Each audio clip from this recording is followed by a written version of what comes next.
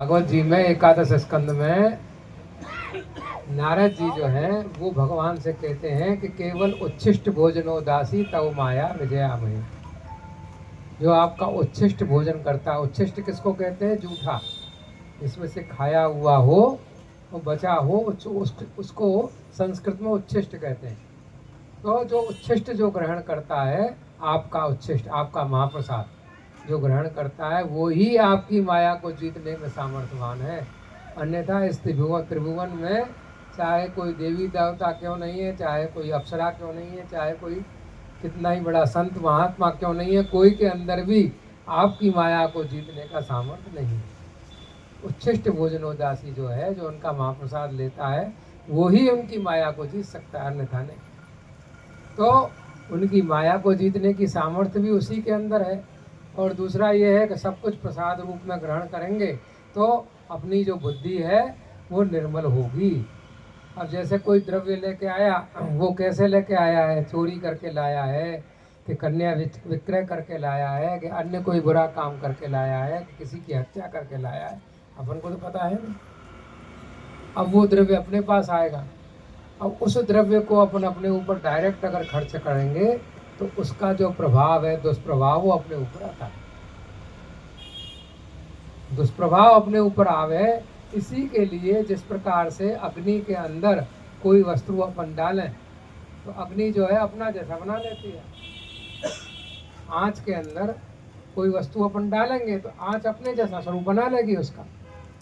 पीछे तक सुनाई पड़ रही है ना आवाज?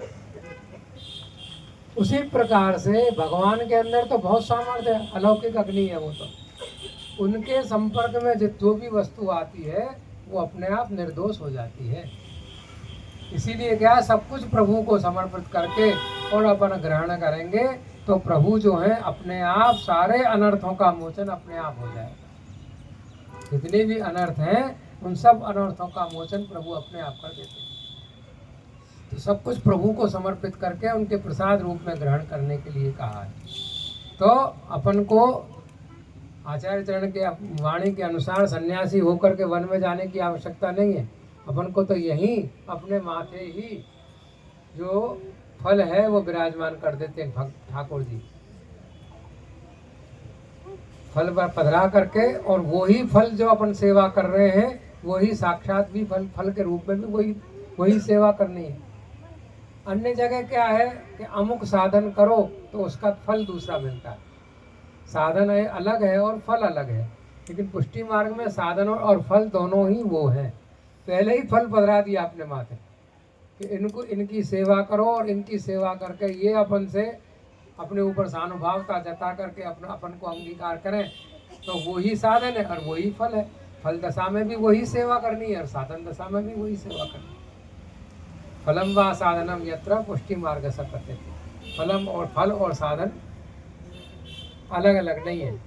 और दूसरी वस्तु एक बात और भी है कि अन्य मार्ग में तो कहते हैं कि भाई योग्य बन के आओ तो हम आपको लेंगे, लेकिन भगवान कृष्ण कैसे हैं कि जैसे भी हो ऐसे उनकी शरण में आ जाओ। अच्छे हो कि बुरे हो कि कोई भी प्रकार का ऐब है तुम्हारे अंदर, सब कुछ ले करके उनके शरण में आ जाओ। धीरे धीरे धीरे धीरे उसको छोड़ने की अपने अंदर इच्छा होनी चाहिए। उनकी कृपा से सारे ऐब छूट जाएंगे, सब कुछ छूट जाएगा और उनकी कृपा बनेगी। लेकिन अपने अंदर भी ये होना चाहिए कि आपकी कृपा से मेरे सारे जो ऐब हैं वो सारे ऐब छूट जाएं। अगर उन ऐबों को छुड़ाने के चक्कर में रहे तो पूरी जिंदगी अपन उसी में लगे रहेंगे, वो ऐब छूटेंगे नहीं। लेकिन उनकी कृपा से अपन को धीरे धीरे धीरे धीरे, क्योंकि अपन देखो कि भगवान की लीला में भी भगवान के जैसे जैसे भक्त थे न, उन भक्तों को भगवान ने अपनी तरफ अपना जैसा नहीं बनाया, भगवान उनके जैसे बन गए। ये देखिए भगवान की विलक्षणता कि भगवान उनके जैसे बन गए और भगवान ने उनके जैसे बन के उनको अपनी तरफ मोड़ लिया। सात्विक है तो सात्विक, राजस है तो राजस, तामस है तो तामस, निर्गुण है तो निर्गुण। जैसे जैसे जो भक्त हैं वैसे वैसे भक्तों को उसी प्रकार से उन्होंने उनके उनके मतलब इच्छानुसार, उनके मन के अनुसार उनके उनके जो आचरण वगैरह हैं उनके अनुसार भगवान ने उनको उनकी तरह बन करके और उनको अपनी तरफ मोड़ लिया। तो भगवान अब तो इतने अपने दयालु हैं प्रभु तो, कि उनकी तो कुछ कहनी नहीं चाहिए। कि देखिए अपन को के जैसे जैसे जो भक्त हैं उनको उन भक्तों की भक्ति के अनुसार ही, भले ही जैसे आप देखिए कि कंस ने भगवान को कैसे भजा, वैर भाव से भजा था। भगवत प्राप्ति की तो उसकी कोई इच्छा नहीं थी, दो ही वस्तु थी उसके पास में, एक तो कैसे उसको मार दूं और कहीं से आके वो ना मार दे। दो ही वस्तु थी उसके पास कि मैं उसको कैसे मारूं और कहीं से आके वो ना मार दे। तो 11 वर्ष 52 दिन तक उसका वही चिंतन चलता रहा। उसने कोई भक्ति, और तो भक्ति नहीं थी उसकी, कोई भक्ति थोड़ी करी थी उसने, लेकिन वैर से भजा था भगवान ने उसको, है मारने के लिए, और कहीं से मन मुझे ना मार दे। बस वही दो ही वस्तु, और उसी में पूरा उसका सुबह से शाम 24 घंटा उसी में लगा रहता था। उधेड़ बुन में सारा राजपाट उसी में हो गया उसका, सब जो भी था राजपाट का कार्य वो भी उसी में, और हर वक्त उसको भगवान दिखने लगे। उसको कहते हैं सर्वात्म भाव, सब जगह अपना भगवान दिखने लग गए उसको चारों बगल से। सर्वात्म भाव सिद्ध हो गया उसको, सब जगह भगवान हो गए उसके। और वैसे भी देखा जाए तो चारों बगल भगवान की सब कुछ है, जो भी कुछ रचना अपन को नहीं दिखता, लेकिन कंस को दिखने लग गए। सब जगह भगवान देखने लग गए उसको, सब जगह सब चीज में भगवान देखने लग गए। और वो ही वस्तु उसकी ऐसी हो गई कि अंत में उस पर गति हुई, भगवान ने उसको मोक्ष प्रदान किया। भले ही उसने वैर भाव से भजा, तो अपन भक्ति से और प्रेम से भजेंगे तो अपन को भगवान की प्राप्ति क्यों नहीं होगी, अवश्य होगी। जब उसने वैर से भजा और अपनी दुष्टता में कोई कमी नहीं रखी उसने, लेकिन फिर भी भगवान ने उसको सदगति दी उसको। ऐसे ही पूतना के प्रसंग में आप देख लीजिए, पूतना ने भगवान को मारने के लिए आई थी वो भगवान को, कालकूट विष लगा करके। बहुत से भगवान के चक्कर में बहुत से और भी बालकों को उसने कर दिया, मार दिया। तो जब भगवान के पास आई तो भगवान ने उसका स्तनपान किया, और स्तनपान करने में जो अन्य जो बालकों की उसने मृत्यु करी थी, हत्या करी थी, उनके प्राण और पूतना के प्राण, उन सबों को खींचने लगे भगवान। तो उसको कष्ट होने लगा, तो जोर जोर से पुकारने लगी कि हा मुंच हा मुंच। मुंच शब्द के दो अर्थ हैं, मुंच माने छोड़ना और मुंच माने मोक्ष देना, दोनों जगह अर्थ लगते हैं। संस्कृत भाषा ऐसी है कि एक शब्द के बहुत से अर्थ बनते हैं, एक ही शब्द के। तो मंच माने छोड़ना और मुंच माने मोक्ष देना। अब भगवान पहले तो किसी को पकड़ते नहीं, वो पकड़ लेते तो बीच में छोड़ते नहीं। ये विलक्षणता है भगवान की कि पहले तो पकड़ते नहीं भगवान, वो पकड़ लेंगे तो फिर बीच में नहीं छोड़ेंगे, फिर उसकी तो फिर गति करके ही छोड़ेंगे, उसको कहीं बीच में नहीं छोड़ते। ऐसे ही वो होते हैं ना चेंटा, काले काले जो चिपक जाते हैं, वो टूट जाएंगे मर जाएंगे, लेकिन छोड़ेंगे नहीं। जैसे ऊंट भी है, ऊंट जहाँ से पकड़ लेगा छोड़ेगा नहीं, छोड़ना आता ही नहीं उनको, पकड़ना ही आता है। भगवान को छोड़ना नहीं आता, पकड़ना ही आता है। कछुआ भी जहाँ से पकड़ लेगा वहां से उखाड़ ही देगा वो, या तो ले जाएगा संग में उठाकर, उसको छोड़ेगा नहीं। ऐसे भगवान भी एक बार जिसको पकड़ लिया उसको छोड़ेंगे नहीं। तो भगवान ने उनको सद्गति दी, माता की गति प्रदान की भगवान ने उसको माता की गति प्रदान की। और अन्य जितने भी बहुत से राक्षसों का वध किया भगवान ने, लेकिन किसी की संस्कार नहीं किया, लेकिन पूतना का संस्कार किया। तो माता की गति प्रदान के, स्तनपान किया था उसका, इसलिए माता की गति प्रदान की और उसका संस्कार भगवान ने किया। तो भगवान कभी भी बीच में नहीं छोड़ते। तो अपन अगर भक्ति से प्रेम से अगर भजते हैं तो पूतना को भी देखो आप, कि पूतना ने जब पूतना के पहले जन्म में अपन देखेंगे कि भगवान जब बलि राजा के यहाँ आए थे तो 3 पैण पृथ्वी उसने दी, तो उसमें उन्होंने पूरी पृथ्वी और पूरा आकाश और सब कुछ नाप लिया। और नाप करके अंत में एक पैर रह के पाँव पैर रह गया तो उनके मस्तक पर रखा और तो वहाँ नीचे चले गए। तो जब उनके दर्शन किए थे तो पूतना जो थी पहले जन्म में बलि राजा की बहन थी। तो जब उनके दर्शन जब पहले जब पधारे, जब उनके दर्शन किए तो उसको क्या विचार हुआ कि अरे ऐसा बालक मेरा हो तो मैं उसको स्तनपान कराऊंगा, गोदी में बिठा करके, गोदी में लिठा कर ऐसे गोदी में सुला करके और स्तनपान कराऊं, ऐसे उसकी इच्छा हुई। और जब उनके भाई बलिराजा के संग ऐसा हुआ तो उसको क्रोध आया कि अरे इसको तो मैं जहर दे दूं। तो भगवान ने दोनों इच्छाओं की उसको माना। देखो जैसी भगवान से उन्होंने इच्छा की ऐसी भगवान ने पूर्ति करी कि उसके स्तनपान भी किए और उसको जहर देने की इच्छा की तो जहर भी लिए पिलाया उसने।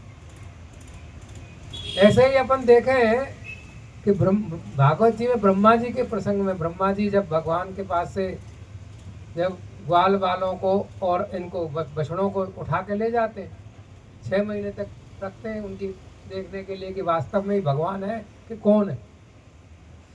क्योंकि भगवान उन ग्वाल वालों के संग में लौकिक बालकों की तरह से कर रहे थे लीला, उनका जूठा भी खा रहे थे, उनके संग खेल भी रहे थे, हैं रो भी रहे थे, ग्वाल वाल उनको गाली भी दे रहे थे, उनके संग खेल भी रहे थे, जैसे वो कह रहे थे ऐसे कर रहे थे।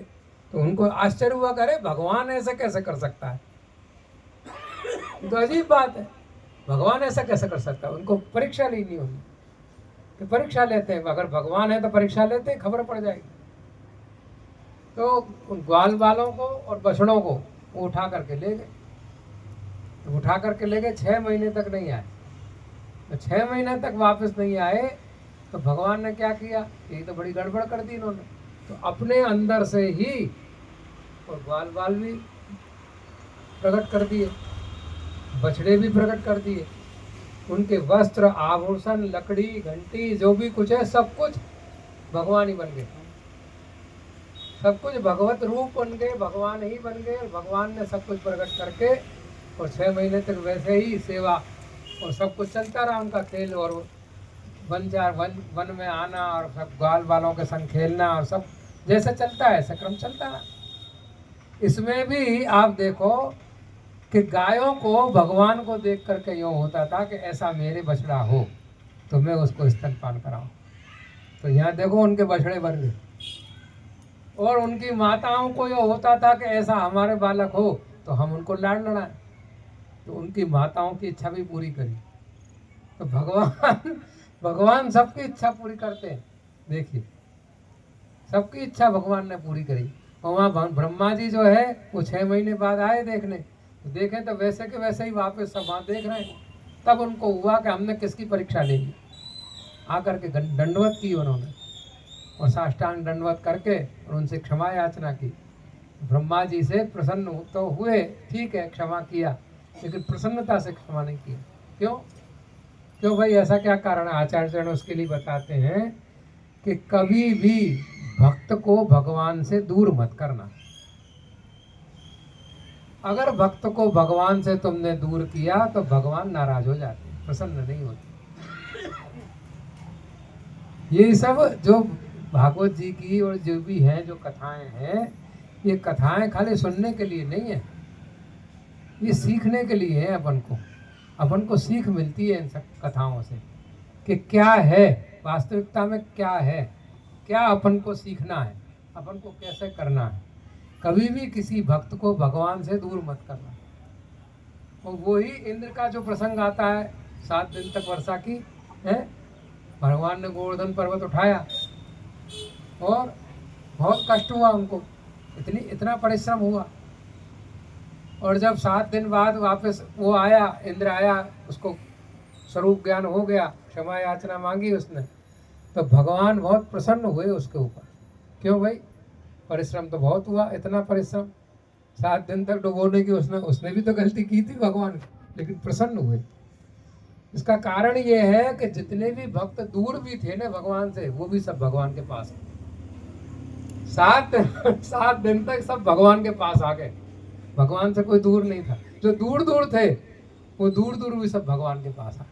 इसलिए इंद्र को क्षमा किया तो प्रसन्नता से क्षमा किया, और उसकी जो वृष्टि जो थी ना, बरसात, उसको क्या माना उन्होंने? झारी जी की सेवा माना। झारी जी की सेवा तो नित्य ने की और प्रसन्न होकर आशीर्वाद दिया उसको। तो इन सब कथाओं से अपन को ये सीख मिलती है कि भक्तों को भगवान से दूर मत करना। जितनी बने कोशिश ये करना कि भगवान से भक्तों को मिलाने की कोशिश करना, भगवान से भक्तों को प्राप्त कराने की कोशिश करना। क्यों कि श्री यमुना जी के उस प्रसंग में आता है, ब्रह्म संबंध जब होत या जीव को, तब ही इनकी भुजा वाम पर के, दौड़ कर सोर कर जाए पिय सो कहे, अति आनंद मन में जो हर्क है। ब्रह्म संबंध जब किसी जीव का होता है तो यमुना जी जो अपनी है वो प्रसन्न हो जाती हैं और दौड़ के ठाकुर जी के पास जाती हैं, और दौड़ के ठाकुर जी के पास जाती हैं। और भुजा वाम फड़के का काम मतलब है कि कभी कोई स्त्री की वाम भुजा फड़कती है तो उसको शुभ चिन्ह बताते हैं, और पुरुष की दक्षिण भुजा फड़कती है तो उसका शुभ चिन्ह है। जब वाम भुजा फड़कती है तो समझो कि प्रियतम से मिलाप होगा, अपने स्वामी से मिलाप होता है। अपने स्वामी से मिलाप हो तब वो वाम भुजा फड़कती है। तो अपने सबों के चाहे अपन स्त्री है कि पुरुष है,